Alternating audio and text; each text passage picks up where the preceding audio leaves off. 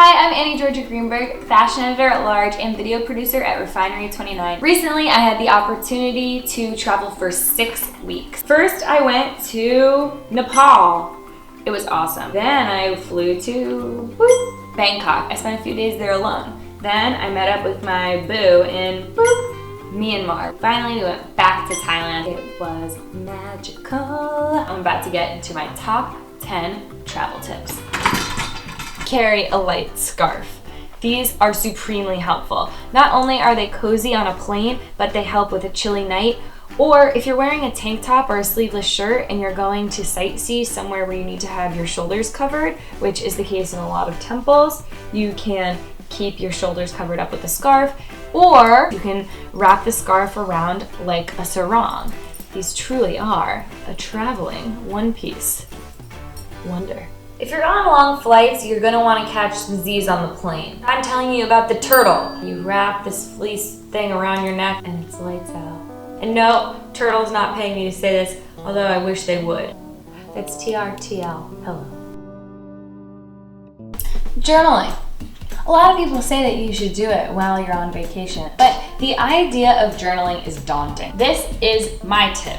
Hyperjournal. It's kind of like bullet noting your day. Thai phrases from the girl that I sat next to on the plane. The Buddhist flag and all of the elements that it represents that our guide on our hike drew. Little things in a little notebook that anybody can do to remember their trip by. I disagree.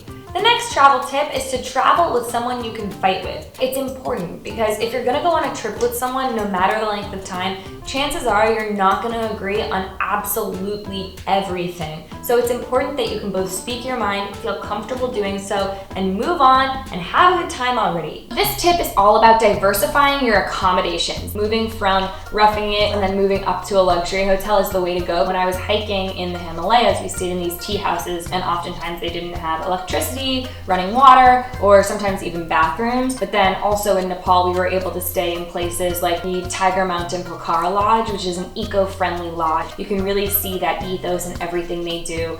Personally, in our rooms, we didn't have heat. We would come back to our room and there would be a hot water bottle in bed waiting for us, and it was kind of adorable. I can't recommend enough staying at 137 Pillars, which is where I stayed in Bangkok. It's a brand new hotel that looks so cool. I can't always afford to stay in luxury places, but maybe you can give yourself 1 night, 2 nights to splurge. Trust me, it's worth it. Get out into nature.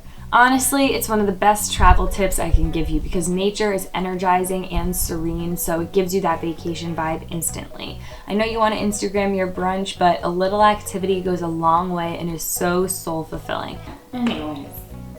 The next tip is to talk to people. While you should definitely stick with your gut instinct and not talk to people who might scare you, it's good to be a little open while you're traveling. When I was traveling, I made friends with a man well into his 70s that knew more about the area that I was staying than anybody else would. It's nice to make a friend or two, even if just for a brief time. Travel alone.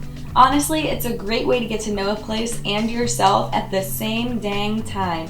And bonus is that you don't have anybody to answer to. If you said you were gonna go see a monument, but you don't really wanna go see the monument, you don't have to. Plus, you get so much more bed space. Shopping for souvenirs is a must, but it can be a little overwhelming. My tip is to remove the item from its group and think about it on its own, because everything can look a little cheap and kitschy when there's tons of them. Take, for example, this paper mache tiger head. I was in Mexico, I didn't really have a place to put it, but I came back and in the context of my things, it reframes it and I think adds a nice dimension to my abode.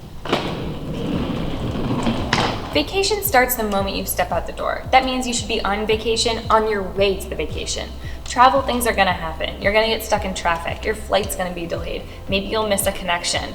In my case, on my way to Nepal, I actually had to land in India because of a lightning storm. But if you have the mentality that the journey is part of the fun, I promise you, you'll start relaxing and having fun sooner. Bon voyage, baby. Those are my tips. Thanks for watching. For more videos, click here, and to subscribe to Refinery29's YouTube, click here. See you next time.